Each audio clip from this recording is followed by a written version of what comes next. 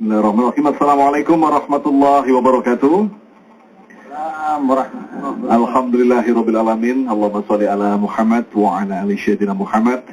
Berbahagia sekali di kesempatan kali ini kita kembali hadir dalam Damai Indonesiaku yang kita siarkan secara live, yaitu di Masjid Baitul Salam yang ada di sekitar Perumahan Bilimun, Kalimalang. Dan Alhamdulillah telah hadir di tengah-tengah kita, guru kita, sahabat kita, Ustadz Subki yang sekarang ada di samping saya. Assalamualaikum Ustadz. Waalaikumsalam warahmatullahi wabarakatuh. Alhamdulillah. Ya. Bekhair. Oke, Alhamdulillah. Dan Ustadz dan juga pemirsa yang ada di masjid, sekalian juga yang berada di rumah, hari ini kita akan membahas yaitu tentang materi pemuda muslim sejati. Pemuda muslim sejati, kalau kita berbicara tentang pemuda ini Ustadz ya, siapa lagi yang harus diberikan gantungan itu atau harapan kecuali pemuda. Nah, kita tentu akan membahas banyak tentang pemuda. Silakan duduk Ustaz. Ya, kita akan membahas banyak tentang pemuda, yang mana pemuda muslim sejati adalah pemuda yang segalanya tindak tanduknya didasarkan kepada Al-Qur'anul Karim. Tapi terus terang saja, semuanya selalu berkata bahwa tindak tanduk kita, sifat-sifat kita harus berdasarkan Al-Qur'an. Tapi seperti apa sesungguhnya? Ustaz Subki insya Allah akan menjelaskan panjang lebar tentang contoh-contoh pemuda pada masa Rasulullah, setelah kemudian pada masa sahabat-sahabat Rasulullah, yang akan disampaikan oleh yang kami hormati Ustaz Subki. Silakan, tafadhol Ustaz. Baik. Bismillahirrahmanirrahim. Uhayyikum bitahiyatil Islam al-mubarakah. Assalamualaikum warahmatullahi wabarakatuh.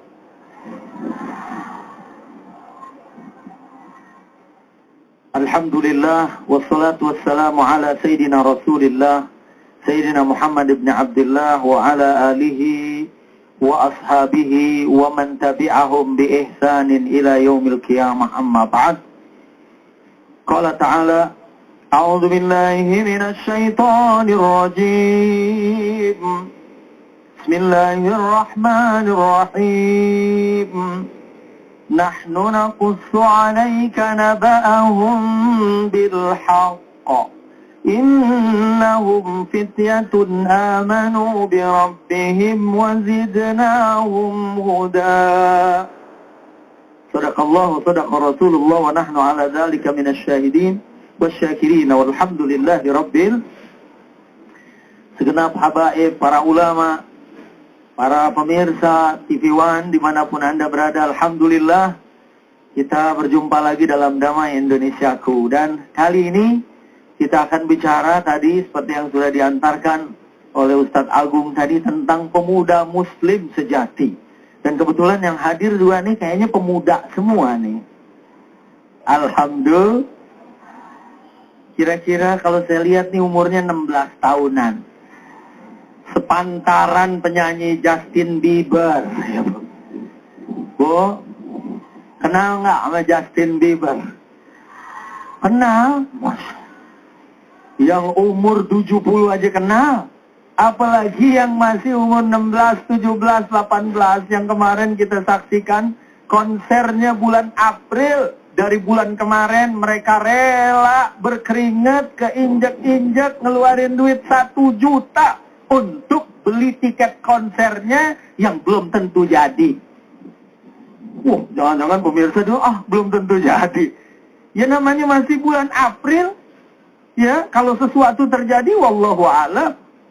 Ya, misalnya Justin Bieber masuk Islam terus ikut umroh bareng saya, kan nggak jadi konser di sini.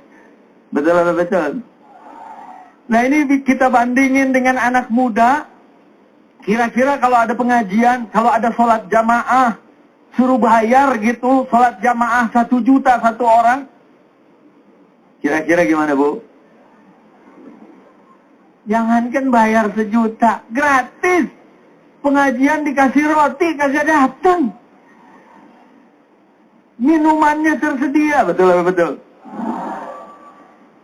Ini mungkin fenomena sekarang kita lagi cari pemuda-pemuda yang mudah-mudahan akan menjadi naqlul ajyal, generasi pengganti yang akan menjadi agent of change, agen perubahan yang akan merubah wajah negeri ini menjadi lebih bagus. Amin.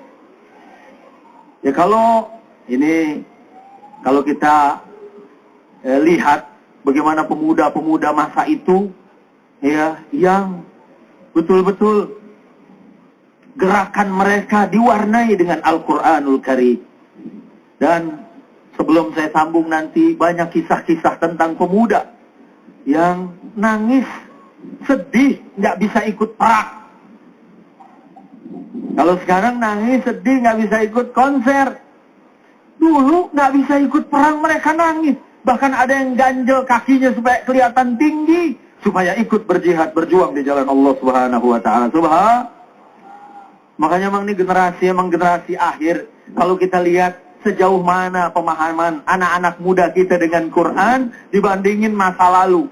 Saya mau ngambil cerita, memang ini bukan anak muda, tapi sangat luar biasa. Kisah dari Ibnul Mubarak. Ya, seorang yang hidup pada tahun 118 sampai 181. Sekedar gambaran, Imam Syafi'i lahir tahun 150-an. Ya, yang kita tahu juga umur 7 tahun udah hafal Quran, umur 15 tahun sudah berfatwa. Ya, kalau sekarang mungkin umur 15 tahun bacaannya apa, Bu? Baby, baby, baby. Ada yang nerusin lagi. Oh, saya sebetulnya punya kisah. Ada orang yang 40 tahun tidak ngomong, tidak bicara kecuali Quran. Allahu Akbar.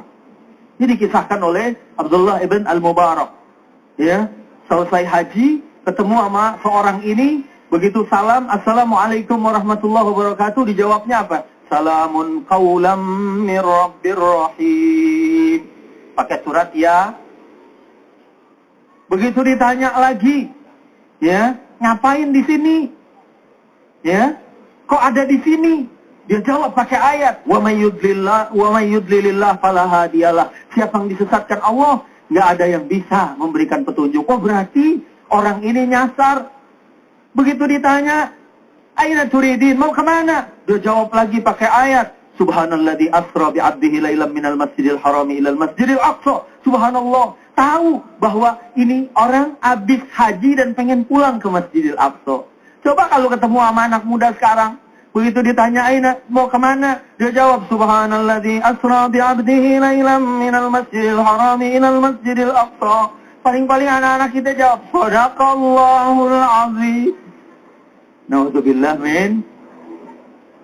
Ya.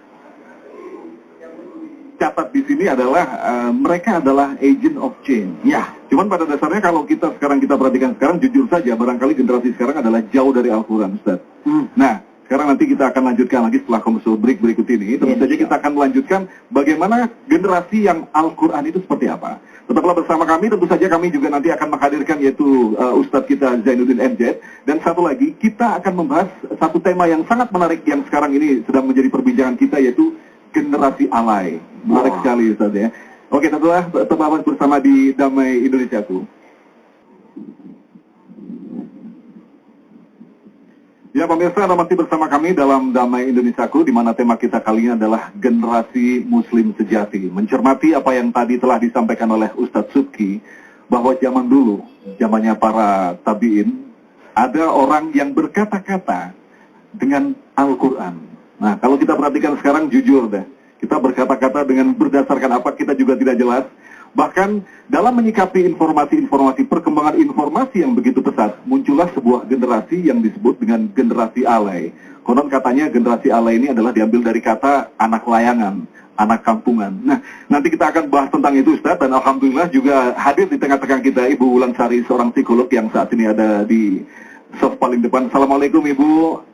Alhamdulillah sudah ada di tengah kita. Oke Ustadz, barangkali kita bisa lanjutkan lagi. Tadi Ustadz mengatakan bahwa zaman dulu itu ada orang yang berkata-kata hanya berdasarkan Al-Quran. Nah sekarang bisa nggak kita, generasi kita sekarang ini dalam tanda petik, kita paksa apa yang mereka lakukan itu berdasarkan Al-Quran, Ustadz? Silakan. Baik, terima kasih para pemirsa dimanapun Anda berada. Kita masih bersama, kalau tadi disebut ngomongnya aja udah pakai Quran. Ya, dan ternyata begitu ditanya rahasianya pun karena takut tergelincir dari perkataan. Allahu Akbar. Ya, itu memang masih masa keemasan yang dipuji oleh Nabi sebagai khairul quruni qarni tsumma alladziina yalunahum tsumma alladziina yalunahum. Tapi sejarah tempat kita berkaca sekarang bagaimana? kita coba diri, keluarga, anak-anak kita, supaya kita kembalikan kepada generasi yang Rabbani, generasi yang Qur'ani. Ya, generasi yang paling awal adalah dari kemauan untuk membacanya. Kalau membacanya aja udah susah, bagaimana Bu? Halo, masih hidup? Alhamdulillah. Wah, ada ibu-ibu yang bangga, Ustaz, anak saya mah hebat. Al-Quran, Masya Allah, baru lihat covernya aja udah nangis. Belum baca tuh. Rupanya nangis karena nggak tahu nih, kalau gua buka gua bisa baca nggak gitu ya. Allahu Akbar. Jadi memang di sini ya mereka adalah yang disebutkan di dalam ayat yang tadi saya baca di mukaddimah, innahum fityatun amanu birabbihim wazidnahum huda. Mereka adalah pemuda-pemuda yang beriman kepada Allah. Nah, kalau beriman kepada Allah, beriman kepada Rasul, beriman kepada kitab, Rasul sekarang sudah tidak ada. Tapi masih ada warisannya yang ditinggalkan oleh Nabi sallallahu alaihi, yang dijamin lan tadillu abada. Tidak akan pernah seseorang sesat ma in tamassaktum bihima. Selama kita berpegang kepada warisan dari Nabi sallallahu alaihi wasallam. Zaman boleh berubah. Ya, ibu-ibu dulu gendong anak mungkin lagunya sholawat. Lagunya mungkin istighfar. Kalau sekarang ada banyak orang nimang-nimang anak lagunya kau ngeracun. Tapi bukan ibu-ibu di sini. Ibu-ibu di sini latahnya aja baca Yasin. Alhamdulillah. Alhamdulillah. Ya Rabbin. Nah, anak-anaknya insya Allah dia pertama beriman, percaya sama Allah, percaya sama Rasul, percaya sama kitab, dan kemudian dipegang kitab itu, dibaca pertama. Habis dibaca, dipahami, ditadabburkan apa yang terdapat di dalamnya. Ya, kalau tadi saya bilang bahwa pemuda itu seharusnya adalah menjadi maknawiyah, ruhu maknawiyah bagi umat ini, ya, punya jiwa untuk membangkitkan umat ini. Dan tidak mungkin kalau seorang itu jiwanya nggak bangkit, dia nggak akan bisa membangkitkan orang lain. Contoh realnya pada saat itu apa Ustaz? Siapa Ustaz? Yang tadi saya sebut di depan adalah kisah. Salah satunya adalah Hibbur Rasul sallallahu alaihi wasallam, orang yang dicintai Rasulullah padahal dia adalah orang yang berkulit hitam, Usamah ibn Zaid radhiyallahu anhuma. Ya, Hibbur Rasul sallallahu alaihi wasallam yang umur 18 tahun sudah memimpin pertempuran. Ya, yang tidak ada yang bisa menyetopnya kecuali saat Rasulullah dikabarkan wafat, pulang dulu untuk mencium kening Rasulullah sallallahu alaihi wasallam. Allahu Akbar. Pemuda yang begitu mencintai agamanya, mencintai nabinya, ya, dan bergerak, berjalan untuk melaksanakan tugas karena diperintahkan oleh Allah dan Rasulnya. Semuanya ada di dalam Al-Quranul Karim. Ya, dan kita juga mendapatkan kisah betapa sedihnya mereka saat tidak bisa berjuang. Jadi memang kalau anak muda ada yang sedih, sedih luput tidak hadir ke pengajian, atau sedih kehilangan sholat 5 waktu di masjid, dijamin zaman itu adalah zaman yang baik. Tapi kalau anak-anak muda kita nangis karena putus cinta, alamat. Sedih karena sesuatu yang seharusnya tidak menjadikan mereka sedih, maka ini adalah na'udzubillah. Ya, kita mudah-mudahan nas'alullah al-afiyah, kita minta sama Allah mudah-mudahan Allah melindungi kita, menjaga para pemuda kita. Pemuda yang hadir insyaallah adalah pemuda surat Al-Maidah ayat 54 yang sering kita dengar, ya ayyuhalladzina amanu, wa segenap orang yang beriman, mayartadda minkum an dinihi. Saat banyak orang yang meninggalkan agamanya, mungkin saja nggak murtad, tapi sudah meninggalkan Al-Quran, sudah meninggalkan aturan Allah Subhanahu wa Ta'ala, fasawfa ya'tillahu biqaum. Nanti akan datang satu kaum. Ciri-cirinya apa? Pertama, yuhibbuhum wa yuhibbunah. Allah mencintai mereka karena mereka juga mencintai Allah. Kenapa mereka mencintai Allah? Karena mereka ma'rifat Allah. Ibu cinta kan sama suaminya? Pasti, karena awalnya kenal, betul nggak?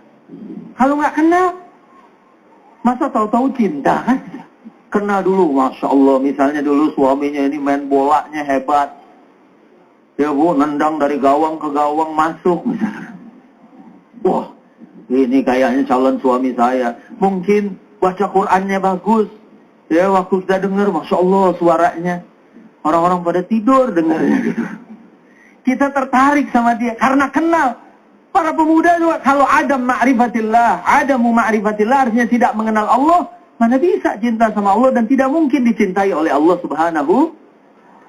Ya, ini Ustaz, baru tanda pertama kondisi, ini. Kalau kita melihat kondisi sekarang ini kan, kita tidak perlu pesimis dalam kondisi apapun. Masih ada harapan kan aslinya untuk mewujudkan pemuda menjadi cinta Al-Quran, Ustaz. Ya, kita memang diajarkan oleh Islam, la taqnatu min rahmatillah, jangan putus asa dari rahmat Allah. Subhanallah. Jadi kita tetap terus usahakan. Saya juga ini baru pulang dari daerah Puncak, ya, sama anak-anak 30 orang, ya, di villa kita ngaji, qiyamul lail, kita zikir, karena kita usahakan supaya mereka pertama kenal dulu Allah, kenal dirinya, ma'rifatul insan. Ya, ada satu perkataan, man arafa nafsahu faqad arafa rabbah. Kalau dia kenal dirinya yang sangat luar biasa Allah ciptakan ini, insya Allah dia akan kenal Tuhannya. Dan mudah-mudahan dia bisa cinta sama Allah. Kalau udah begini, azillatin alal mu'minin, aizzatin alal kafirin. Yujahiduna fi sabilillah wa la yakhafuna laumata la'im. Kalau sudah begitu, dia akan mencintai sesama muslim. Dan benci kepada segala bentuk kekafiran yang datang mengajak mereka. Termasuk tadi diajak menyimpang, diajak maksiat dan lain sebagainya. Dan mereka siap. Yujahiduna fi sabilillah. Berjuang di jalan Allah ini bukan berarti perang aja. Ada jihadul ilmi. Mungkin nanti di segmen berikutnya saya bicara tentang ilmu. Atau jihad taklimi, jihad belajar. Supaya mereka menjadi orang-orang yang musaqqaf, punya wawasan. Bukan sekedar alay tadi katanya ya. Alay, tahu alay Bu? Berlebihan. Generasi yang baru dengar tuh alay, katanya anak layangan. Baik, pemirsa, kita akan lanjutkan kembali Damai Indonesiaku tentu saja dengan bahasan-bahasan tentang bagaimana menjadi seorang muslim sejati. Kita banyak juga contoh-contoh dari Rasulullah, kemudian jalan generasi setelah Rasulullah, sahabat-sahabat yang nanti kita akan kumpas tuntas tentu saja di Damai Indonesiaku. Tetaplah bersama kami.